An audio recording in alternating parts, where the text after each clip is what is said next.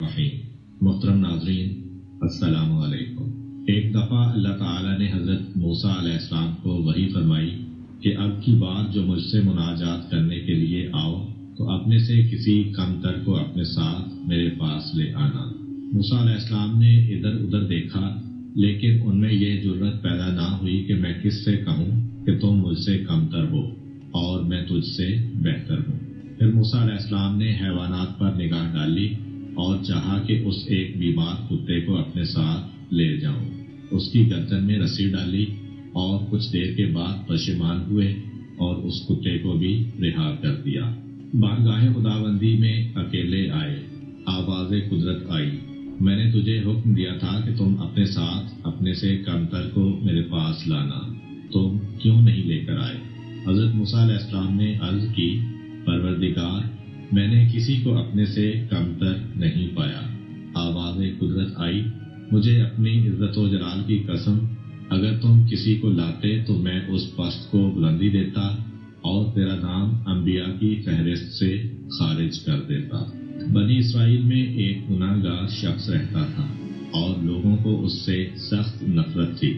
انہوں نے اسے اپنے شہر سے نکال دیا۔ ایک دن اس شخص نے راستے پر دیکھا کہ بنی اسرائیل کا ایک عابد گزر رہا ہے، جس کے سر پر ایک کبوتر نے اپنے پروں سے سایہ کیا ہوا تھا۔ اس شخص نے اپنے آپ سے کہا کہ میں تو گناہ گار ہوں اور وہ عبادت گزار ہے، اگر کچھ لمحے میں اس عابد کے ساتھ بیٹھ جاؤں تو ممکن ہے اللہ تعالیٰ اس کی برکت کی وجہ سے مجھ پر بھی رحم کر دے۔ دل میں سوچنے کے بعد وہ اس عابد کے پاس گیا۔ جب عابد نے اس شخص کو اپنے پاس بیٹھا ہوا دیکھا تو کہنے لگا، یہ کیا ماجرا ہے؟ میں اس قوم کا سب سے بڑا عابد ہوں، یہ انتہائی فاسد ہے، اس کی یہ جرأت کہ میرے پاس آ کر بیٹھ جائے۔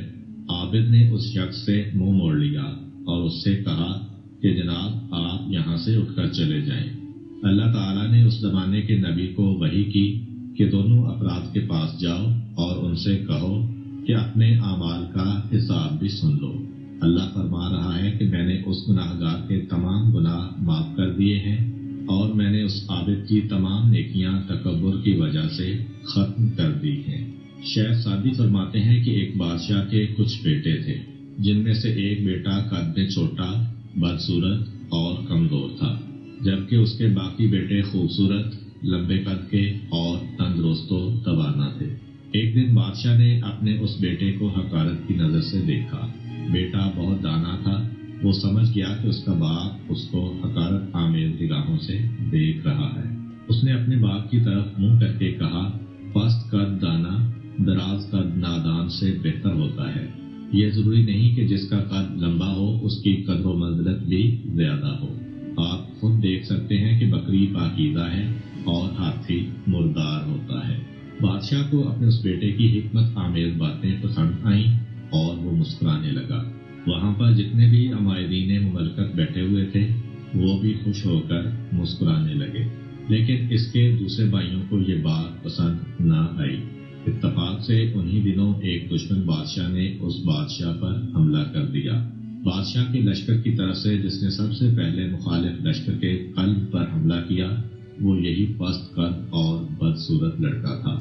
اس نے اپنی شجاعت کا اظہار کیا اور مخالف لشکر کے کئی سالاروں کو خاک و خون میں غلطان کر دیا، اور پھر واپس اپنے باپ کے پاس آیا اور بڑے احترام سے کہا، ابا جان، کمزور گھوڑے میدان جنگ میں کام آتے ہیں۔ پھر وہ دوبارہ میدان جنگ میں گیا اور اسی اثناء میں اس کے باپ کے چند فوجی بھاگنے لگے تو اس نے کھڑے ہو کر نعرہ بلند کیا، مردوں کی طرح سے جنگ کرو، اگر نہیں کر سکتے تو مردوں کے لباس اتار کر عورتوں کے لباس پہن لو۔